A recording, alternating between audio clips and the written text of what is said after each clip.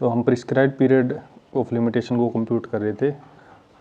उसके अंदर मतलब ऐसे है कि किसी इंसान का लिमिटेशन पीरियड क्या होगा किन्हीं स्पेशल कंडीशंस के अंदर, कि कोई इंसान किसी स्पेशल कंडीशन से कोई स्पेशल इंसिडेंट हो गया या फिर कुछ हो गया, उन कंडीशन में उसका लिमिटेशन आप किस तरीके से डील करेंगे, तो वो देख रहे हैं। सेक्शन 6 जो है वो लीगल डिसेबिलिटी की बात कर रहे हैं। अब डिसेबिलिटी कई प्रकार की हो सकती है। एक फिजिकल डिसेबिलिटी होती है, ठीक है। फिजिकल डिसेबिलिटी मतलब कोई इंसान अंधा हो गया किसी एक्सीडेंट में या उसके हाथ पैर चले गए, तो उस डिसेबिलिटी की वजह से ऐसा नहीं है कि उसका सूट फाइल ही नहीं हो सकता था, वो अपने लीगल रिप्रेजेंटेटिव को बोल देता कि भाई मेरे नाम से सूट फाइल कर दो, मैं तो जा नहीं सकता, ठीक है। या फिर किसी अदर पर्सन को कह देता कि भाई मेरा सूट फाइल कर दे, भाई मैं नहीं जा सकता कोर्ट में, तो उन कंडीशंस में तो उसका सूट फाइल हो सकता था। बट लीगल डिसेबिलिटी जो है इसमें वो सूट फाइल कर ही नहीं सकता था। आगे अब देखते हैं कि लीगल डिसेबिलिटी होती क्या है। लीगल डिसेबिलिटी की डेफिनेशन में इसने माइनर और इंसेन और इडियट को शामिल किया है, ठीक है। तो माइनर क्या होता है, जो इंसान 18 साल से कम उम्र का है, ठीक है। या फिर कोई इंसान इडियट या इंसेन है। इडियट इंसेन में ये फ़र्क होता है, इडियट जो होता है वो बचपन से ही, कोई इंसान अगर पागल ही पैदा हुआ है तो वो इडियट होता है, और पैदा होने के बाद किसी इंसिडेंट से, सिर पे चोट लगने से या किसी मेंटल प्रेशर की वजह से अगर कोई इंसान पागल हो जाता है तो वो इंसेन होता है। इडियट जो जन्म से पैदा हुआ है, इंसेन जो जन्म के बाद किसी कारण से पागल हो गया, ठीक है। तो अगर कोई इंसान माइनर, इडियट या इंसेन है तो वो लीगल डिसेबिलिटी के अंदर उसको शामिल करेंगे। तो अगर कोई इंसान लीगली डिसेबल है तो उस टाइम उसका लिमिटेशन कैसे कंप्यूट होगा, तो आगे देखते हैं सेक्शन में। Where a person entitled to institute a suit or make an application for execution of degree, ठीक है। अब यहाँ पे सिर्फ सूट और एग्जीक्यूशन डिग्री की एप्लीकेशन की बात हो रही है। अपने सेक्शन 5 के अंदर देखा था अपील और एप्लीकेशन की बात हो रही थी। वहाँ पे एप्लीकेशन के अंदर एग्जीक्यूशन की एप्लीकेशन को एक्सक्लूड किया था, मतलब ऑर्डर 21 की एप्लीकेशन को एक्सक्लूड किया था। जो चीज़ वहाँ पे नहीं बोली थी, मतलब जो चीज़ सेक्शन 5 में नहीं थी वो चीज़ यहाँ पे है, ठीक है। Suit or application for execution of degree, मतलब ऑर्डर 21 की जो भी एप्लीकेशन है वो। At the time from which the institute the suit or make the application within the same period after disability has ceased as would otherwise have been allowed from the time specified therefrom in third column of the schedule। तो इस subsection में ये कह रहा है कि कोई इंसान सूट और एग्जीक्यूशन की एप्लीकेशन कब लगा सकता है।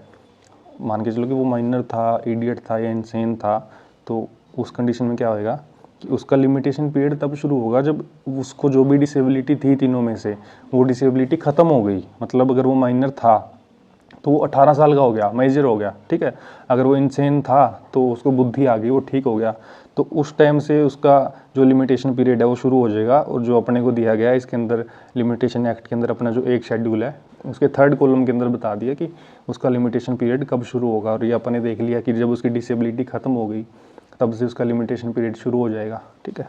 Subsection 2, where such person is at the time from the prescribed period is to be account affected by 2 disabilities. मतलब कि जब कोई इंसान जो सूट या एप्लीकेशन लगा सकता था उसको 2 डिसेबिलिटी थी। 2 डिसेबिलिटी का मतलब ये है कि कोई इंसान जो था वो एक तो माइनर था, मतलब उसकी एज 18 साल से कम थी, और दूसरी बात वो इंसेन भी था। यहाँ पे 2 डिसेबिलिटी की बात होगी, तो उस केस में क्या करेंगे आगे देखते हैं। Where before his disability ceased he is affected by another disability, he may be instituted the suit or make application within the same period after both disability have ceased as would otherwise have been allowed from the time so specified। इसमें कह रहा है कि अगर किसी इंसान को 2 disability थी, माइनर भी था और इंसेन भी था, इस केस में ये होगा जब उसकी दोनों ही डिसेबिलिटी सीज हो जाएगी ना, दोनों ही डिसेबिलिटी ख़त्म हो जाएगी, तब ही उसका लिमिटेशन पीरियड शुरू होगा। जब इंसान 18 साल का हो गया, ठीक है, एक डिसेबिलिटी सीज हो गई 18 साल के होते ही, माइनर से मेजर हो गया, दूसरी डिसेबिलिटी क्या है वो इंसेन है, और जब उसका इंसेन ख़त्म हो गया मतलब उसका पागलपन ठीक हो गया, दोनों डिसेबिलिटी सीज होगी ना, तो उस टाइम उसका लिमिटेशन पीरियड शुरू होगा। ये सबसेक्शन ये बात बोल रहा है। पहला सबसेक्शन कह रहा था कि अगर एक डिसेबिलिटी है तो एक डिसेबिलिटी खत्म होगी तो उसको अलाउ कर देंगे। दूसरा सेक्शन कह रहा है कि उसको 2 डिसेबिलिटी है, जब दोनों डिसेबिलिटी खत्म होगी तब उसका लिमिटेशन पीरियड शुरू होगा, ठीक है।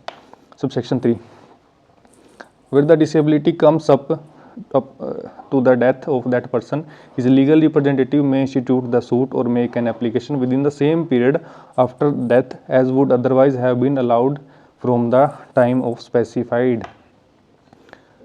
सबसेक्शन 3 कह रहा है कि जब उसको जो भी डिसेबिलिटी थी उसकी डेथ तक कंटिन्यू रहती है, कि वो अगर माइनर था तो वो मेजर होने से पहले ही मर गया, या फिर वो इडियट या इंसेन था तो वो ठीक ही नहीं हुआ, कभी मर ही गया, ठीक है। उस केस में क्या होगा, उस केस में उसके मरते ही उसका लिमिटेशन पीरियड शुरू हो जाएगा उसके लीगल रिप्रेजेंटेटिव के लिए।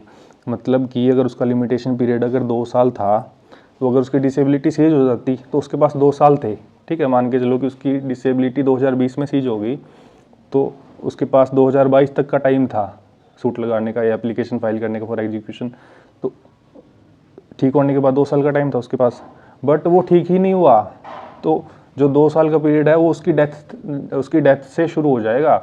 उसकी डेथ से 2 साल तक का लिमिटेशन पीरियड है उसके लीगल रिप्रेजेंटेटिव के पास, अगर उसने सूट या फिर एप्लीकेशन फॉर एग्जीक्यूशन लगानी है तो, ठीक है। Subsection 4, with the legal representative referred to in subsection 3 is at the date of death of person whom he represents affected by any disability, the rules contained in subsection 1 or 2 shall apply। सत्यानाश हो गया भाई साहब, उसके legal representative भी disable है, minor है, insane है या इडियट है, रांद कट गई जमाए। इस केस में क्या होगा, इस केस में यही होगा कि अगर लीगल रिप्रेजेंटेटिव को एक डिसेबिलिटी है तो जब वो ख़त्म होगी डिसेबिलिटी तो उसका लिमिटेशन पीरियड शुरू हो जाएगा, और अगर उसको 2 डिसेबिलिटी है तो उसकी जब दोनों डिसेबिलिटी ख़त्म होएगी तब उसका लिमिटेशन पीरियड शुरू होएगा, ठीक है। 5, where a person under disability dies after disability cease but within the period allowed to him under this section, his legal representative may institute the suit or make the application within the same period after the death as would otherwise have been available to that person he had not died। अब इस case में ये कह रहा है कि कोई एक इंसान था, ठीक है, उसकी लीगल डिसेबिलिटी ख़त्म हो गई और उसके ख़त्म होने के बाद उसकी डेथ हो गई, ठीक है। मान के चलो एक इंसान की लीगल डिसेबिलिटी जितनी भी थी, 1 थी या 2 थी, उसकी लीगल डिसेबिलिटी 1 जनवरी 2020 को ख़त्म हो गई, ठीक है। अब उसके पास लिमिटेशन पीरियड है 1 साल का, ठीक है। मतलब कि वो 1 जनवरी 2021 तक केस फाइल कर सकता था, ठीक है। 1 जनवरी 20 को उसकी डिसेबिलिटी ख़त्म हुई और 1 साल तक वो केस फाइल कर सकता था। अब 2 महीने बाद 1 मार्च 2020 में उसकी डेथ हो गई, ठीक है। तो उसका लिमिटेशन पीरियड कितना बचा था, उसका लिमिटेशन पीरियड बचा था 10 महीने। तो उसके लीगल रिप्रेजेंटेटिव के पास 10 महीने ही है केस फाइल करने के लिए, उसके पास 1 साल नहीं है। उसके पास उतना टाइम है, लीगल रिप्रेजेंटेटिव के पास उतना टाइम है जितना उस इंसान के पास था जिसकी डेथ हो गई, ठीक है। इसमें ये बात बोल रहा है, इसमें एक्सप्लेनेशन है। Explanation for the purpose of this section, minor include a child in वूम।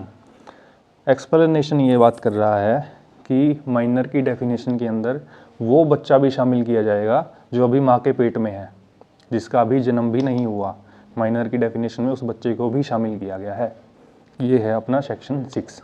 इसके साथ ही सेक्शन 7 पढ़ना पड़ता है, इसके साथ ही सेक्शन 7 पढ़ना पड़ता है और साथ ही सेक्शन 8 पढ़ना पड़ता है, और वो हम पढ़ेंगे अभी। Section 7, disability of one of several person. अब भाई सारे के सारे ही डिसेबल है, पूरा कुनबा ही डिसेबल है। Where one of several person jointly entitled to institute a suit or make application for execution of a decree is under any disability and a discharge can be given without the concurrence of such person, the time will run against them all, but where no such discharge can be given, time will not run against any of them until one of them becomes capable of giving such discharge without the concurrence of the other or until the disability ceased। इसमें ये बात बोल रहा है कि कई person थे, ठीक है, वो जॉइंटली एंटाइटल थे किसी सूट या एप्लीकेशन को लगाने के लिए और वो डिसेबल है, ठीक है। अब यहाँ पे 2 केस बनते हैं। अगर केस लगाने के लिए, सूट लगाने के लिए, एप्लीकेशन लगाने के लिए उनकी कंसेंट चाहिए है, ठीक है, फिर तो जब उनमें से कोई ना कोई एक ठीक नहीं हो जाता, अपनी कंसेंट नहीं दे देता, तब तक लिमिटेशन पीरियड शुरू नहीं होगा, ठीक है। बट अगर उनकी कंसेंट नहीं चाहिए तो लिमिटेशन पीरियड शुरू हो जाएगा, ठीक है। मतलब कि जॉइंटली एंटाइटल थे सूट या फिर एप्लीकेशन लगाने के लिए और उनकी कंसेंट अगर चाहिए है, ठीक है, तो उनको भाई उनमें कम से कम एक इंसान को तो सद्बुद्धि आए, एक इंसान तो कम से कम ठीक हो, अपनी कंसेंट दे और फिर केस फाइल हो, मतलब सूट लगे, एप्लीकेशन लगे, ठीक है। और अगर उनकी कंसेंट नहीं चाहिए फिर तो भाई टाइम रन होना शुरू हो जाएगा, क्योंकि कंसेंट तो चाहिए ही नहीं। अब explanation 1, this section apply to discharge from every kind of liability including a liability in respect of immovable property.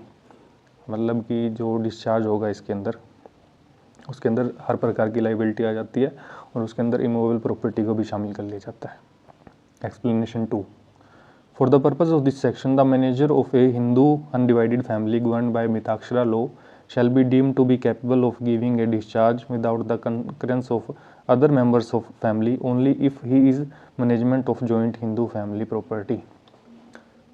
Explanation 2 ये बात कर रही है कि जब हिंदू अनडिवाइडेड फैमिली की प्रॉपर्टी की बात आ रही है, ठीक है, जो मिताक्षरा लॉ से गवर्न हो रहा है, तो उस केस के अंदर फैमिली के और किसी मेंबर की कंसेंट की ज़रूरत नहीं है, सिर्फ जो मैनेजर है जो करता है, सिर्फ अगर वही कंसेंट दे देता है तो वो इनफ है, ठीक है, इसमें बस इतनी बात है।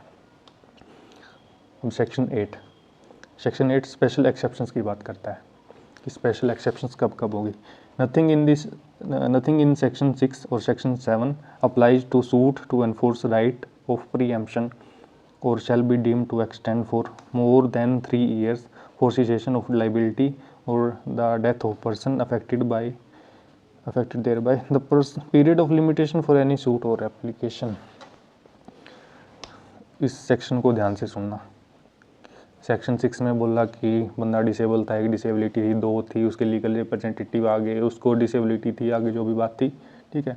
और सेक्शन 7 के अंदर अपन ने देखा कि जब वो जॉइंटली एंटाइटल थे अपनी कंसेंट देने के लिए, ये बात थी, तो उस केस में क्या होगा, जो प्रीएम्पशन का राइट है, प्रीएम्पशन का राइट क्या होता है, प्रीएम्पशन का मैं बताता हूँ। जैसे ये आपका प्लॉट है, ठीक है, और इसके साथ में ही आपके पड़ोसी का प्लॉट है, आपकी इसके साथ पड़ोसी के साथ बनती नहीं है, ठीक है, और ये पड़ोसी आपका अपना प्लॉट बेच के जा रहा है, ठीक है, और ये ऐसा सोचता है कि मेरी इसके साथ बनती नहीं, मैं यहाँ पे ना किसी इसके दुश्मन को फंसा के चला जाता हूँ, इसके दुश्मन को प्लॉट बेच के चला जाता हूँ कि मैं तो चला जाऊँगा, ये तो दुखी रहेगा। पर प्रीएम्पशन का राइट हमको देता है, हिंदू लॉ प्रीएम्पशन का राइट देता है। उसमें क्या होता है कि जो ये आपके बगल में प्लॉट है, ये खरीदने का पहला राइट आपके पास है। क्यों? वही बात कि कोई आपका दुश्मन आके यहाँ पे ना बैठ जाए, कोई और ऐसा इंसान ना आके बैठ जाए तो जो तंग करे आपको।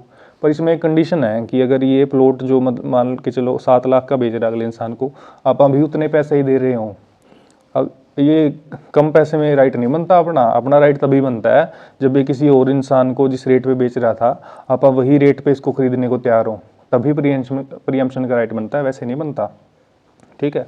और इसका लिमिटेशन पीरियड 1 साल ही होता है। तो यहाँ पे सेक्शन 8 के अंदर ये बात बोल रहा है कि जब प्रीएम्पशन के राइट की बात हो रही है तो कोई इंसान डिसेबल था, नहीं था, कुछ भी था, कितनी डिसेबिलिटी थी, माइनर था, फलाना दिखड़ा, कुछ भी था, प्रीएम्पशन का राइट 1 साल ही का आप क्लेम कर सकते हो, 1 साल से ज़्यादा उसका लिमिटेशन नहीं बढ़ाया जा सकता, ठीक है। और दूसरी बात इस सेक्शन में ये बोल रहा है, आपने देखा कि पीछे की लिमिटेशन पीरियड कब शुरू होता है, जब उसकी एक डिसेबिलिटी थी तो एक चीज़ होगी, 2 डिसेबिलिटी दोनों चीज़ होगी, आगे जो भी था जॉइंटली कंसेंट दे सकते थे या नहीं दे सकते, जो भी था, ठीक है। सेक्शन 8 में ये बात बोल रहा है कि जब उनका लिमिटेशन पीरियड स्टार्ट हो गया ना तो उनको ओरिजिनल लिमिटेशन पीरियड नहीं मिलेगा। मान के चलो कि किसी चीज़ का लिमिटेशन पीरियड 12 साल था, दिख रहा है 12 साल, किसी चीज़ का लिमिटेशन पीरियड 12 साल था, ठीक है। इंसान जो है वो 50 साल तक वो रहा, डिसेबल रहा, ठीक है। तो मान के चलो कि 50 साल के बाद उसकी डिसेबिलिटी सीज होगी ना, तो वहाँ से उसको 12 साल नहीं मिलेंगे, वहाँ से उसको सिर्फ 3 साल ही मिलेंगे, समझे। मतलब कि कोई इंसान है वो सन 2000 में डिसेबल हुआ, ठीक है, और इसका लिमिटेशन पीरियड मान के चलो 12 साल था, सन 2000 में डिसेबल हो गया, लिमिटेशन पीरियड 12 साल, ठीक है। अब इसका लिमिटेशन नॉर्मल कंडीशन में देखें तो 2020 में ठीक हो गया, तो इसका यहाँ से जो लिमिटेशन पीरियड है यहाँ से इसको 12 साल नहीं मिलेगा, क्योंकि जिससे आप राइट क्लेम कर रहे हो उसका भी तो कुछ ना कुछ ज़िंदगी है, उसकी भी तो ज़िंदगी झंड नहीं करनी अपन ने।